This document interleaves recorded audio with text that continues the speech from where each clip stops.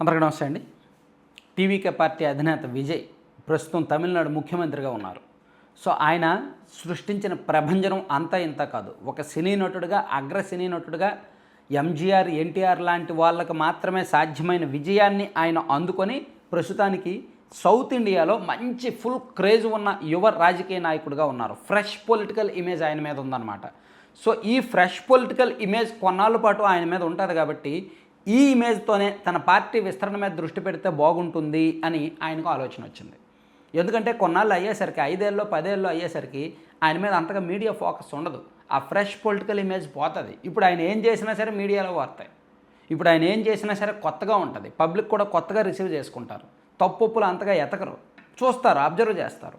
So ఈ positive ప్రభంజనంని రాజకీయంగా మరింతగా విస్తరించాలంటే ఇతర రాష్ట్రాల్లో కూడా పార్టీ విస్తరణ అవసరం అని విజయ్ భావిస్తున్నారు. ఈ నేపథ్యంలోనే దానిలో భాగంగానే ఇటువైపు హైదరాబాదు, ఆంధ్రప్రదేశ్లో కూడా దృష్టి పెడుతున్నారు. మరోవైపు కర్ణాటకలో కూడా దృష్టి పెడుతున్నారు. కర్ణాటకలో ముఖ్యంగా బెంగళూరులో మున్సిపల్ నగరపాలక సంస్థ ఎలక్షన్స్ జరగబోతున్నాయి. మరో 3-4 నెలల్లో జరగబోతున్నాయి.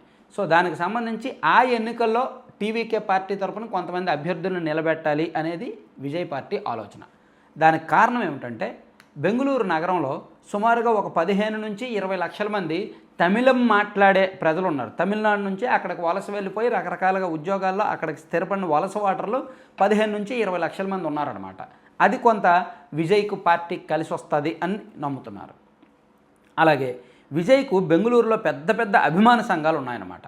వాళ్ళు తమిళనాడులో విజయ్ అభిమాన సంఘాలు ఎటువంటి సేవా కార్యక్రమాలు చేస్తున్నారో సామాజిక అంశాల మీద, అక్కడ బెంగళూరులో కూడా విజయ్ అభిమాన సంఘాలు అలా యాక్టివ్గానే గ్రాస్ రూట్లో కొన్ని కార్యక్రమాలు చేస్తున్నాయి. వాటికి పొలిటికల్ ఫ్లేవర్ కూడా ఎప్పటి నుంచో ఇచ్చారు. ఇక్కడ దాదాపుగా రిజిస్టర్డ్ సంఘాలే ఒక 15 ఉన్నాయి బెంగళూరులో.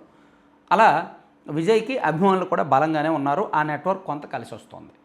సో ఈ రెండింటిని బేస్ చేసుకొని ఇప్పుడు ఉన్న పాజిటివ్ వైపు, పాజిటివ్ ఇమేజ్, ఫ్రెష్ పొలిటికల్ ఇమేజ్ని బేస్ చేసుకొని బెంగళూరులో అడుగు పెట్టాలి అనేది విజయ్ ఆలోచన.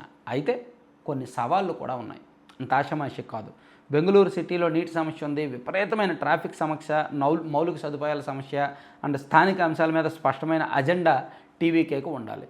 అండ్ అక్కడ ఆల్రెడీ బలమైన రాజకీయ వ్యవస్థలుగా ఇటు బీజేపీ అటు కాంగ్రెస్ రెండు కూడా బలమైన రాజకీయ వ్యవస్థలుగా ఉన్నాయి. ప్లస్ జేడీఎస్ కూడా ఉంది. ఈ 3 వ్యవస్థల మధ్య అఫ్కోర్స్ ఈ పార్టీ బీజేపీలో ఎన్డీఏలో ఉన్నప్పటికీ ఈ 2 బలమైన పార్టీలుగా ఉన్నాయి.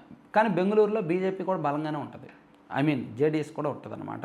సో అందుకని ఈ పక్షాల దగ్గర వీళ్ళు నిలదొక్కుకోగలరా అనేది చూస్తున్నారు. సో టీవీకేకు మొదటి దశలో కొన్ని వార్డులు మాత్రం బలం చూపించే అవకాశం ఉంది. ముఖ్యంగా శివాజీనగర్, హలసూరు, వివేక్ నగర్, ఈజీపుర, మడివాల, శాంతినగర్ వంటి వార్డుల్లో తమిళనాడు ఓటర్ల ప్రభావం ఎక్కువ అంటండి. సో ఆ ఓట్ బ్యాంకు ఆధారంగా కాంగ్రెస్ లేదా జేడీఎస్ వైపు మొగ్గు చూపుతుంటారు సాధారణంగా. ఇప్పుడు టీవీకే వెళ్ళడం వలన, ఎంటర్ అవ్వడం వలన ఈ యువ ఓటర్లు అండ్ వీళ్ళు చేసే పొలిటికల్ ఐడియాలజీని బట్టి, వీళ్ళు అక్కడ ఇచ్చే మేనిఫెస్టోని బట్టి, వీళ్ళు అక్కడ చేసే ప్రచారాన్ని బట్టి కనీసం ఒక 15 వార్డులైనా సరే గెలుచుకోలేమా అనే ఆలోచనలో టీవీకే పార్టీ ఉందన్నమాట. ఇట్లా మొదటి దశలో ఇట్లా వార్డుల్లోకి వెళ్తే, బెంగళూరులోకి వెళ్తే, బెంగళూరు అంటే కర్ణాటక రాజధాని కదా, సో అక్కడ ఎంటర్ అయితే తద్వారా రాష్ట్ర రాజకీయాల్లోకి నెమ్మదిగా వెళ్ళొచ్చు. మరో 2.5 ఏళ్లలో జరగబోతున్న కర్ణాటక ఎన్నికల్లో కూడా అసెంబ్లీలో పాల్గొనవచ్చు, పోటీ చేయొచ్చు అనేది విజయ్ ఆలోచన అన్నమాట. సో చూడాలి వీళ్ళ ఆలోచన ఎంతవరకు సక్సెస్ అవుద్ది ఏంటనేది. Thank you.